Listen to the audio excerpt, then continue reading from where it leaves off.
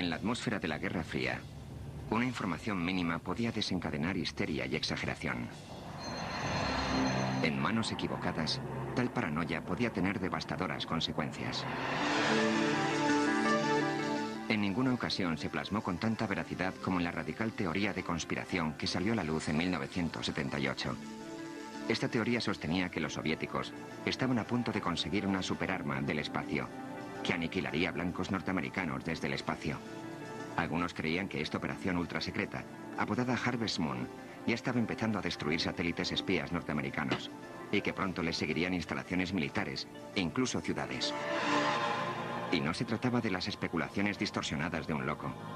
La teoría se sustentaba en los temores del general en jefe George Keegan, jefe de inteligencia de las Fuerzas Aéreas de Estados Unidos.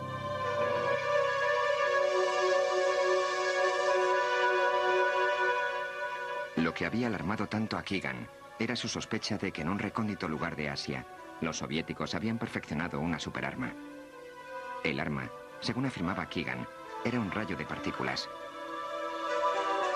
Similar a un láser, las armas de rayos de partículas disparan partículas subatómicas como protones o electrones con una devastadora exactitud. Tal arma podía detectar un misil guiado o una aeronave y apuntar a la Tierra con una precisión quirúrgica. Cualquier nación que pusiera tales armas en la estratosfera podría dominar el mundo. La aseveración de Keegan de que los soviéticos estaban ganando esa carrera provocó una contagiosa paranoia. Según algunas fuentes, los soviéticos ya habían desplegado el dispositivo de rayos de partículas. El 26 de septiembre de 1977, Rusia lanzó el Intercosmos 17 en una supuesta misión de investigación. Pero unos informes sin confirmar afirmaban que tenía un objetivo militar más amenazante: destruir los satélites norteamericanos uno por uno.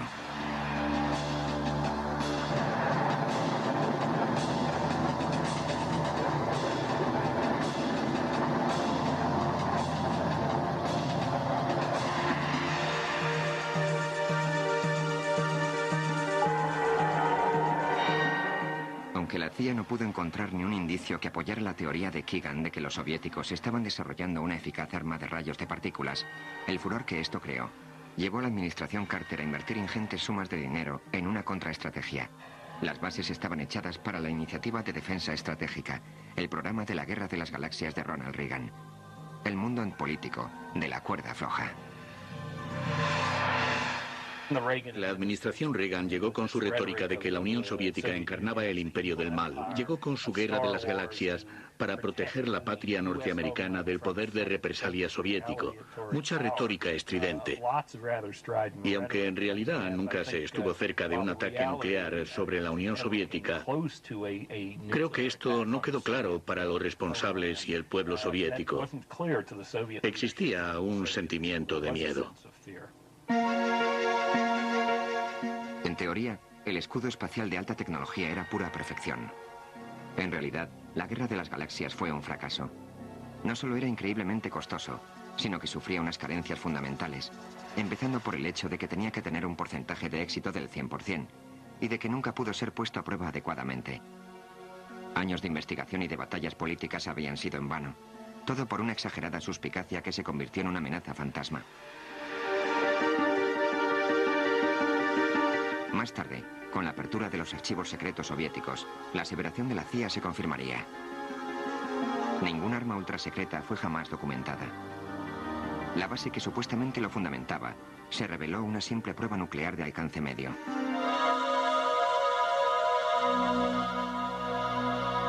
Que los soviéticos planearan atacar los satélites y las naves estadounidenses sigue siendo un perfecto misterio.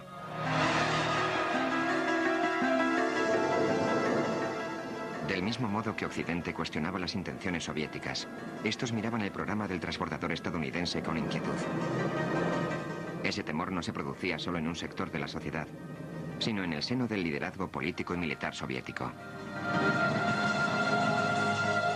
Los soviéticos estaban convencidos de que el transbordador era un instrumento para el Pentágono.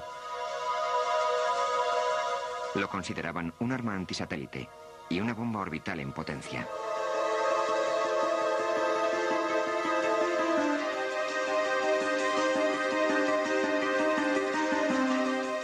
Para contrarrestar su recelo hacia el transbordador estadounidense, los soviéticos empezaron a trabajar en un proyecto similar. Lo llamaron Buran. Gleb Luzino-Lozinsky era el diseñador principal de la nave soviética. Claro que fue una respuesta a los norteamericanos. Nadie sabía lo que había dentro del transbordador. Quizá hubiese una potente bomba H, capaz de ser lanzada a cualquier punto de la Tierra. Por eso se tomó la decisión de producir un sistema rival.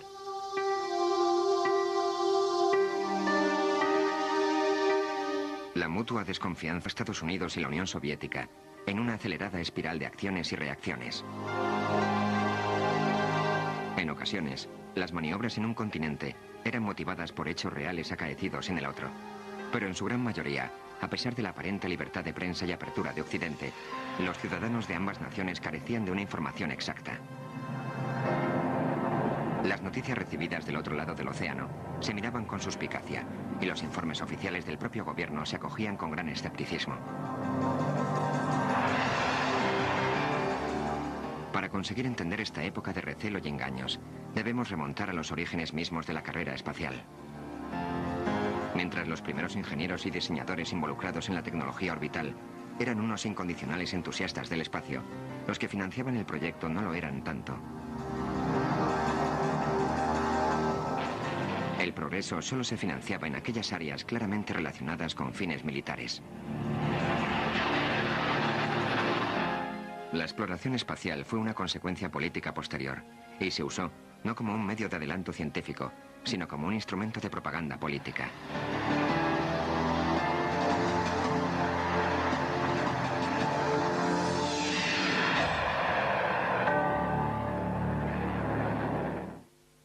Enseguida volvemos con National Geographic presenta.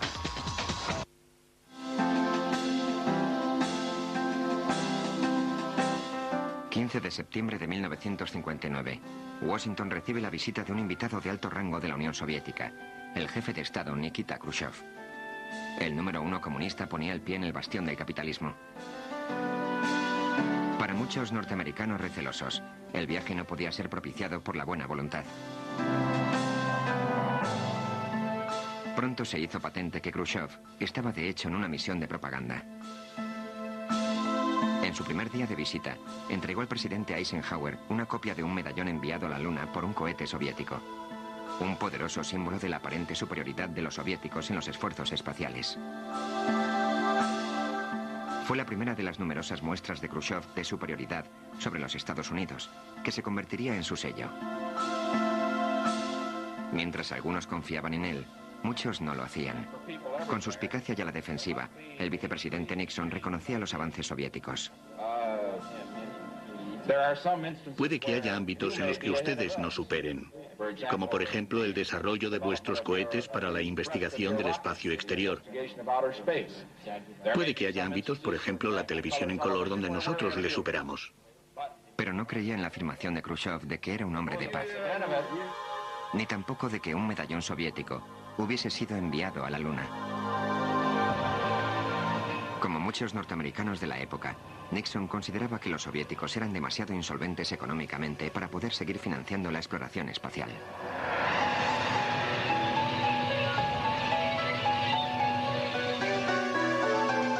Nixon se equivocaba. Para Khrushchev, el espacio era un inapreciable instrumento de propaganda. El mundo había asociado la exploración del espacio con la superioridad técnica, a la vez que ideológica. Khrushchev intentaría usar esa fuerza para ganarse la alianza de los nuevos regímenes que llegaban al poder en todo el mundo. Nuestros logros en la exploración espacial han forzado al mundo capitalista a mirar a nuestra sociedad socialista con otra perspectiva, incluido el desarrollo científico e industrial. Los norteamericanos quedaban atrás en la carrera espacial, y este déficit estaba claramente presente en la mente de la gente durante los debates presidenciales de 1960. Somos los primeros en otras áreas de la ciencia, pero en el espacio no lo somos. Tenemos a un candidato a la presidencia, por ejemplo el senador Kennedy, que no para de decir que Estados Unidos es segundo en el espacio, y lo cierto es que el resultado espacial es hoy en día de 28-8. Tuvimos 28 lanzamientos exitosos, ellos solo 8. Creo que la Unión Soviética es la primera en el espacio. Puede que hayamos hecho más lanzamientos y todo eso, pero usted mismo le dijo a Khrushchev, puede que vayan adelantados en el lanzamiento de cohetes, pero les adelantamos en la televisión en color. Creo que la televisión en color no es tan importante como el lanzamiento de cohetes. La superioridad soviética en los lanzamientos al espacio provenía de una necesidad defensiva. Las bases militares estadounidenses rodeaban su país, poniéndolo al vulnerable alcance de sus bombas. Los soviéticos reaccionaron desarrollando unos cohetes más grandes, capaces de recorrer mayores distancias. Algún día serían capaces de utilizar esos cohetes para alcanzar el suelo norteamericano. Khrushchev se interesó por el lanzamiento de satélites para demostrar públicamente que sus cohetes eran capaces de recorrer tales distancias. Pero tras el éxito del Sputnik, utilizó el programa espacial no solo como amenaza, sino como poderoso instrumento de propaganda, prueba de la superioridad del comunismo.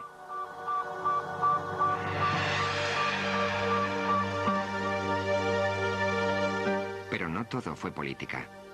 Aunque los líderes del mundo consideraran el espacio como la nueva frontera donde librar las próximas luchas de poder, otros lo veían como el terreno de nuevas exploraciones científicas. Se plantearon cuestiones prácticas sobre los efectos de la ingravidez y la radiación. También cuestiones filosóficas sobre si el hombre debía o no explorar los cielos. Para encontrar respuestas, la Unión Soviética y más tarde los Estados Unidos empezaron a enviar animales al espacio. Con el lanzamiento de Laika en 1957, los soviéticos demostraron que la vida era posible en el espacio, orbitando a miles de kilómetros de la Tierra. Los responsables se congratularon pronto de sus éxitos, pero silenciaron el desenlace de la historia. Lo que ha aparecido en los últimos años es que el escudo térmico falló en el lanzamiento de Laika y que murió por una sobreexposición al calor y a la radiación.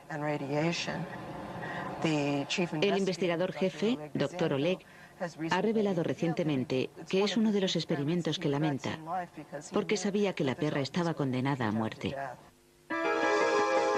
Los científicos confiaban en que un ser humano podía sobrevivir a las exigencias físicas del viaje, pero oí las presiones psicológicas.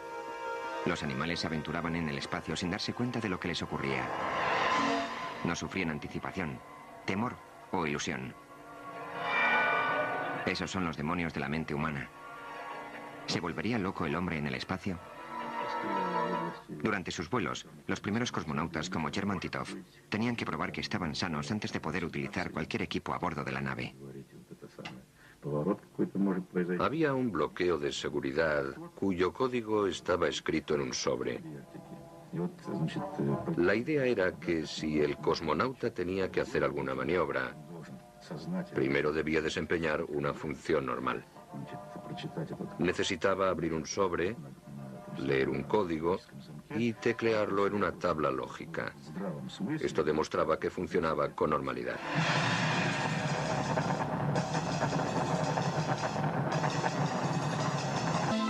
En su primer día de visita, entregó al presidente Eisenhower una copia de un medallón enviado a la Luna por un cohete soviético. Un poderoso símbolo de la aparente superioridad de los soviéticos en los esfuerzos espaciales. Fue la primera de las numerosas muestras de Khrushchev de superioridad sobre los Estados Unidos, que se convertiría en su sello. Mientras algunos confiaban en él, muchos no lo hacían. Con suspicacia y a la defensiva, el vicepresidente Nixon reconocía los avances soviéticos. Puede que haya ámbitos en los que ustedes no superen, como por ejemplo el desarrollo de vuestros cohetes para la investigación del espacio exterior. Puede que haya ámbitos, por ejemplo, la televisión en color, donde nosotros le superamos. Pero no creía en la afirmación de Khrushchev de que era un hombre de paz, ni tampoco de que un medallón soviético hubiese sido enviado a la Luna. Como muchos norteamericanos de la época, Nixon consideraba que los soviéticos eran demasiado insolventes económicamente para poder seguir financiando la exploración espacial.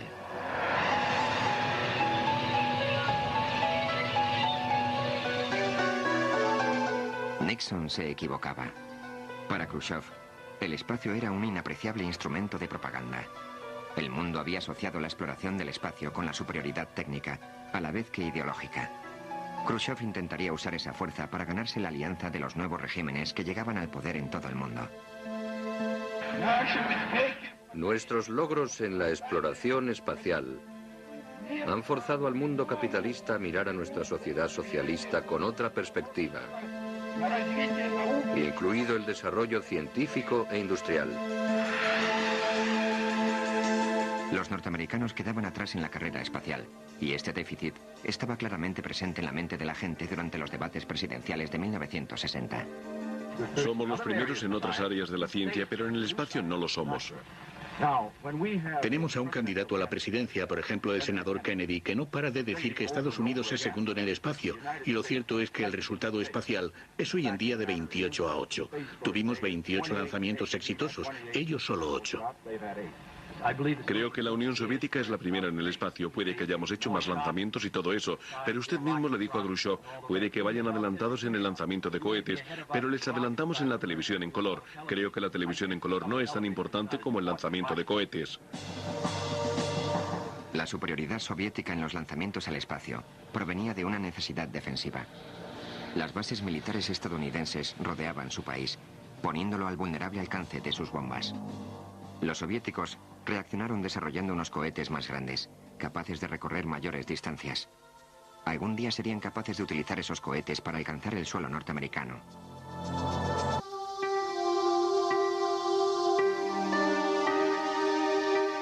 La mutua desconfianza de Estados Unidos y la Unión Soviética en una acelerada espiral de acciones y reacciones.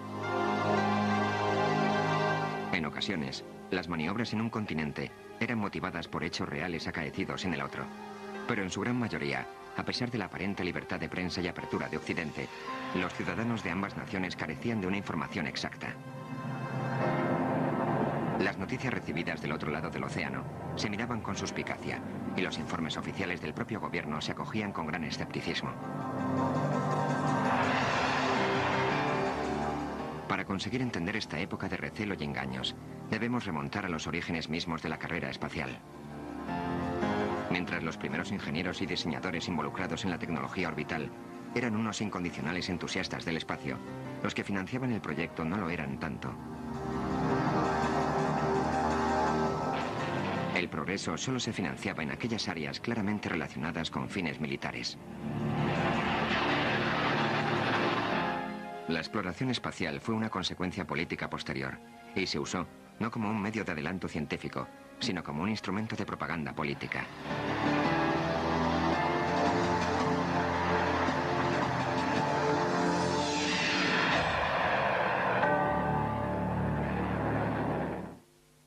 Enseguida volvemos con National Geographic presenta.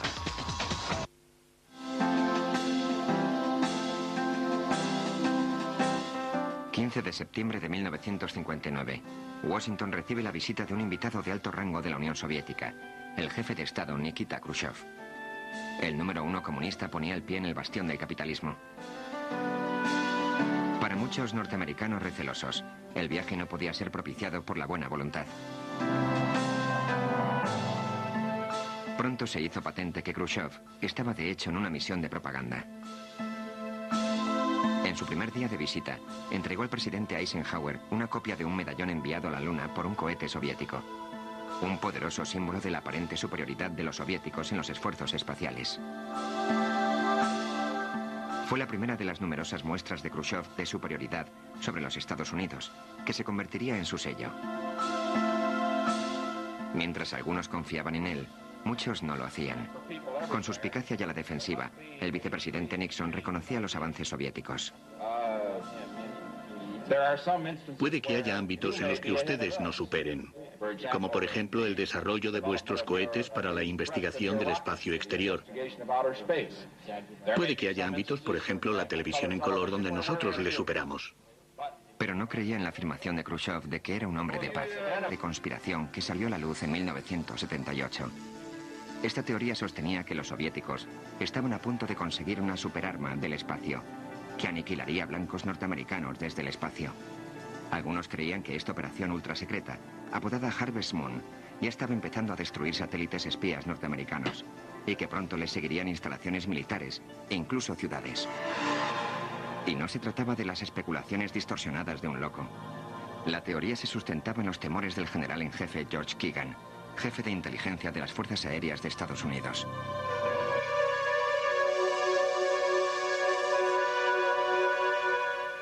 Lo que había alarmado tanto a Keegan era su sospecha de que en un recóndito lugar de Asia, los soviéticos habían perfeccionado una superarma. El arma, según afirmaba Keegan, era un rayo de partículas. Similar a un láser, las armas de rayos de partículas disparan partículas subatómicas como protones o electrones con una devastadora exactitud. Tal arma podía detectar un misil guiado o una aeronave y apuntar a la Tierra con una precisión quirúrgica. Cualquier nación que pusiera tales armas en la estratosfera podría dominar el mundo. La aseveración de Keegan de que los soviéticos estaban ganando esa carrera provocó una contagiosa paranoia. Según algunas fuentes, los soviéticos ya habían desplegado el dispositivo de rayos de partículas. El 26 de septiembre de 1977, Rusia lanzó el Intercosmos 17 en una supuesta misión de investigación. Pero unos informes sin confirmar afirmaban que tenía un objetivo militar más amenazante: destruir los satélites norteamericanos uno por uno.